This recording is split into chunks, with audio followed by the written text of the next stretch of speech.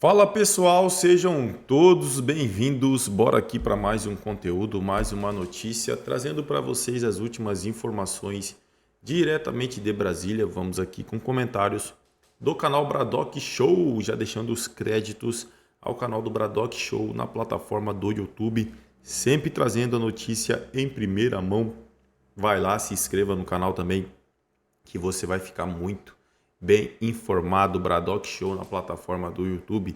E se inscrevam aqui também, pessoal. Não se esqueçam de deixar o seu like, o seu comentário, que isso faz uma enorme diferença para a gente aqui dentro da plataforma. E comentem aí de qual cidade vocês estão nos assistindo, que é para a gente saber de onde está vindo a nossa audiência.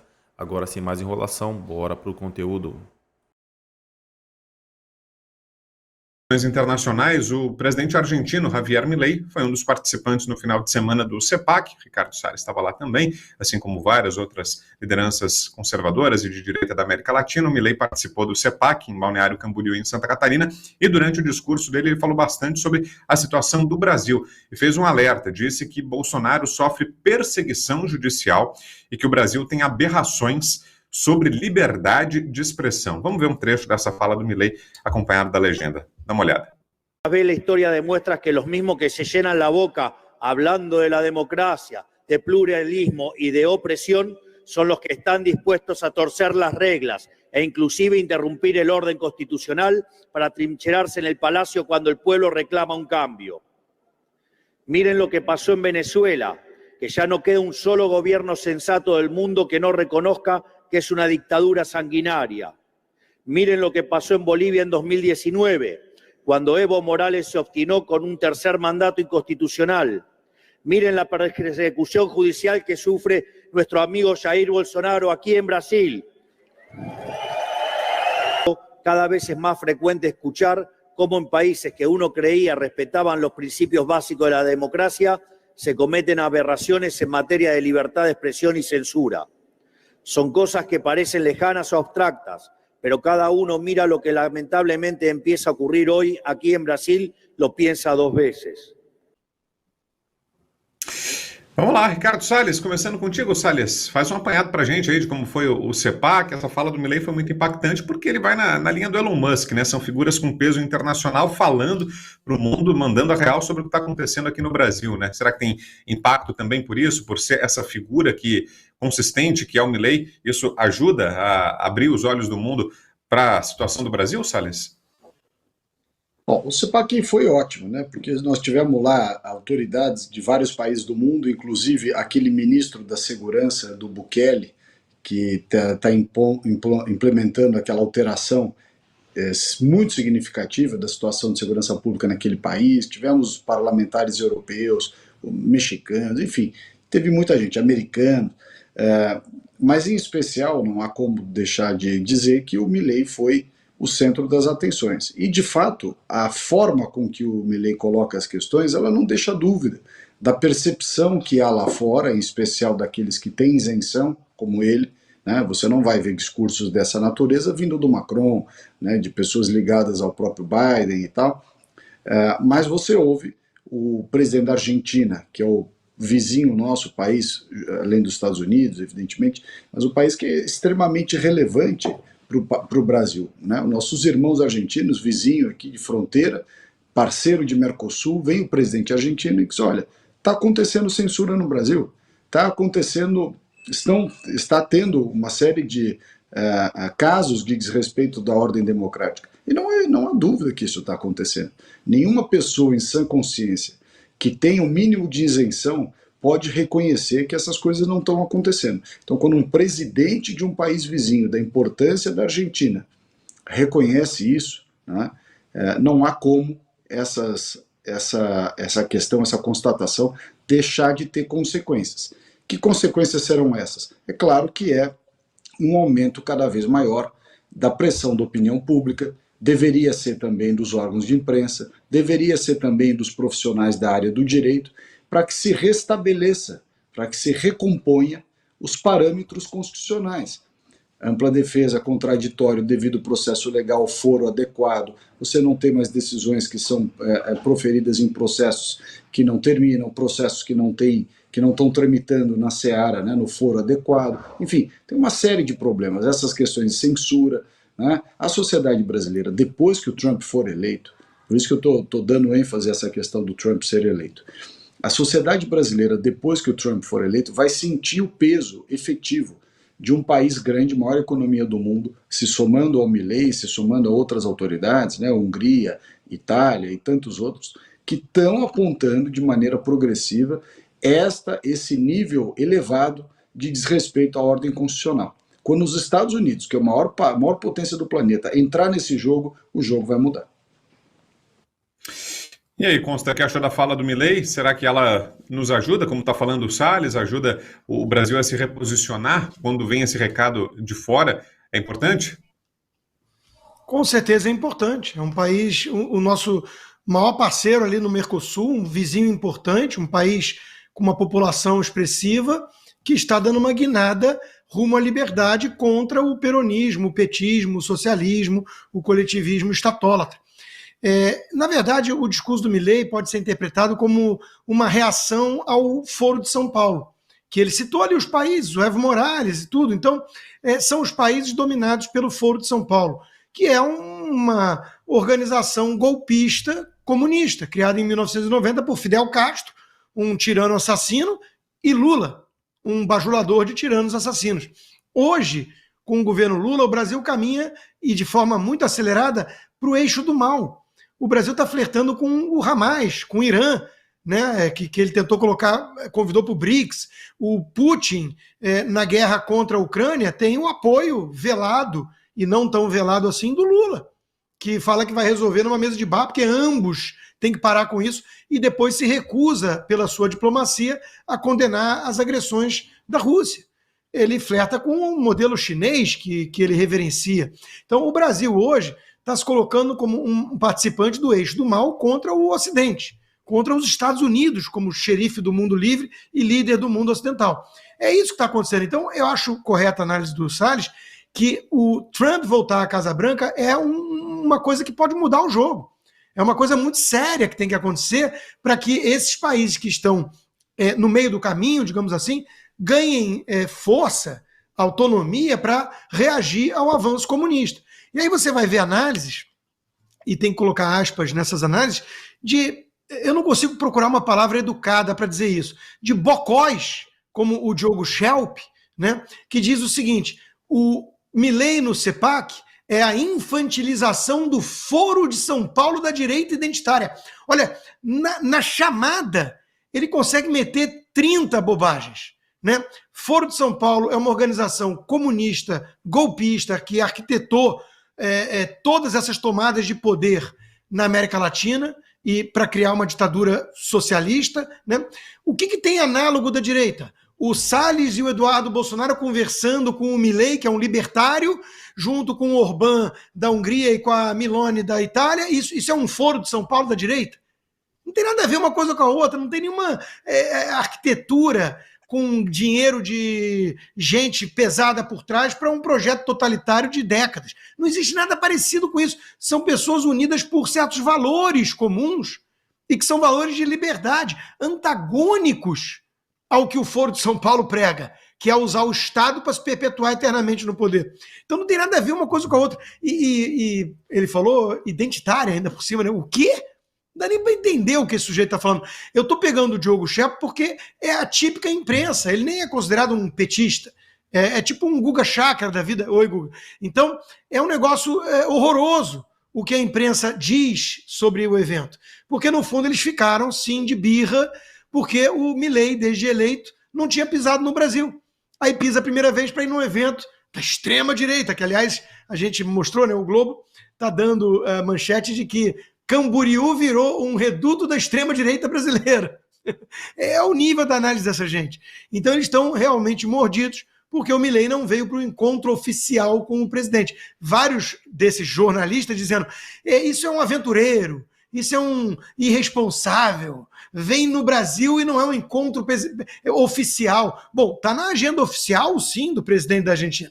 Esse encontro que não é um encontro com o nosso presidente. Ora, bolas. Fazer o quê? O presidente é um comunista ladrão. Quem diz isso? O Milei.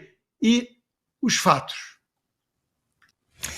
E olha, ainda falando do CEPAC, deixa eu mostrar agora um outro momento marcante do CEPAC, que foi o seguinte: o ex-presidente Jair Bolsonaro se emocionou durante o evento ao ouvir o discurso do deputado Nicolas Ferreira, que recebeu aplausos. O discurso foi marcado por lembranças que remontam desde a infância de Bolsonaro até sua atuação como presidente da República. Nicolas, utilizando fotos e vídeos durante a fala, destacou as diversas decisões e momentos que definiram a carreira política do ex-presidente. Dá uma olhada.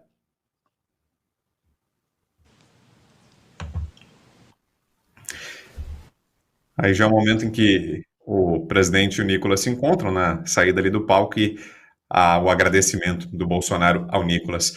Ô Salles, e como você falou, né, o evento tem esse caráter de formação, né, tem considerado um momento ali em que as pessoas que são da direita, ou que postulam a vida pública, né, seja pré-candidatos agora nessa eleição ou não, que já estejam pensando no futuro, vão ali para formação política, é isso, né, Salles?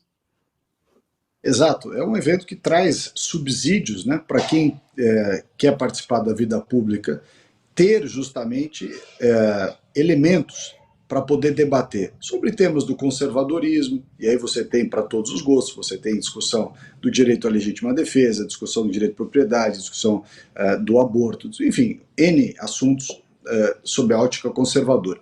Você tem também uma discussão econômica, que é justamente onde está a pauta liberal, que nós sempre defendemos, Rodrigo e eu, tivemos sempre nessa luta junto com o tema conservador.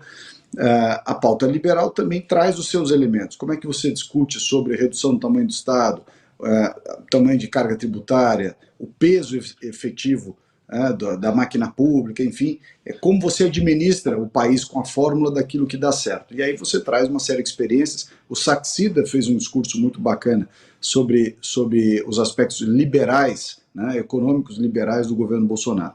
E você tem um terceiro ponto que eu sempre digo, o nosso enfoque nessas coisas, Brown, é a direita liberal conservadora. Direita sob o aspecto político, a oposição à direita é a esquerda. Então, quem é contra a esquerda não é eu sou liberal, então sou contra a esquerda. Não. No aspecto político, a oposição à esquerda chama-se direita. O liberal é a oposição ao intervencionismo, que é uma discussão basicamente econômica. E do ponto de vista comportamental, você tem a discussão dos conservadores contra os progressistas. Então, são três layers, assim, são três camadas de discussão. A discussão econômica, liberais contra intervencionistas. Discussão comportamental, conservadores contra progressistas. E discussão política, grupo político, debate político, etc., é direita contra esquerda. Né? Durante muitos anos o pessoal fugia dessas palavras. Eu não sou de direita, eu sou liberal só. Então, desculpa, então você não tem posição política, você só tem posição econômica. Mas, enfim, o CEPAC trouxe, durante muitas edições, essa agora não foi diferente, mas foi maior, foi mais forte, com mais profundidade, trouxe o debate nessa esfera. E as pessoas que estavam lá, estava bem cheio, as pessoas que estavam lá queriam ouvir isso. Você via palestras atrás de palestras, uma carga bem intensa de palestras. As pessoas lá prestando atenção, ouvindo e tal, num frio desgraçado, estava bastante frio. Então, sinal que tinha qualidade. Pois é, né, Consta, e acho que isso que deixa desesperados os opositores, né, essa capacidade ainda de mobilização da direita, né, mesmo fora do poder, e do próprio ex-presidente Bolsonaro, que é a grande estrela, né, como o Salles falou, esse ano o evento teve como destaque a participação do Milei, mas abaixo dele o próprio presidente Bolsonaro, né, ali na mesma prateleira como a grande estrela do evento, o presidente Bolsonaro, né, e isso não se perdeu, ao contrário, né, mesmo diante de tudo que é levantado contra ele, das acusações, vem relatório da Polícia Federal, joias, não sei o quê, mesmo assim, a capacidade de mobilização política do presidente segue praticamente inalterada, né? Chama-se capital político. Imagina a inveja de um sujeito que diz isso. CEPAC é reunião antipovo, antissocial e antidemocrática. Quem disse isso foi o Lula, né? O Vinícius Carrion matou a pau. Pensa num cara que está morrendo de inveja. É isso. Ele tem inveja de quem ainda arrasta multidões por aí. O Milei certamente arrasta. O Jair Bolsonaro, idem. O Lula, não muito, né? Então, é óbvio que isso é algo que faz a esquerda ter inveja e ficar colocando esses rótulos ridículos. Se eles fossem realmente democratas, eles iam falar, puxa, que bom, vamos debater. O Fórum da Liberdade, lá na PUC de Porto Alegre, que tem há anos e anos, eu fui a vários, inúmeros, né? Era isso, um grande debate de ideias, plural. Tinha tucanos, tinha Fernando Henrique Cardoso, tinha um monte de globalista, mas tinha conservadores, tinha liberais clássicos. Então, era um ambiente plural para debater ideias. A esquerda não tolera isso. A esquerda quer ambientes controlados, com suas claques administradas e sustentadas à mortadela, né? Então, é óbvio que eles têm inveja. Agora, incriminado, né? Está sendo... O PF está colocando mais um inquérito contra o Bolsonaro, enquanto esses vídeos do Lula rondam pela internet e não acontece nada, absolutamente nada com, né, os containers que o Lula tinha de presentes. Ainda mais essa matéria do jornal que prova que no governo, né, do PT sumiram tantas coisas, desapareceram, sumiu!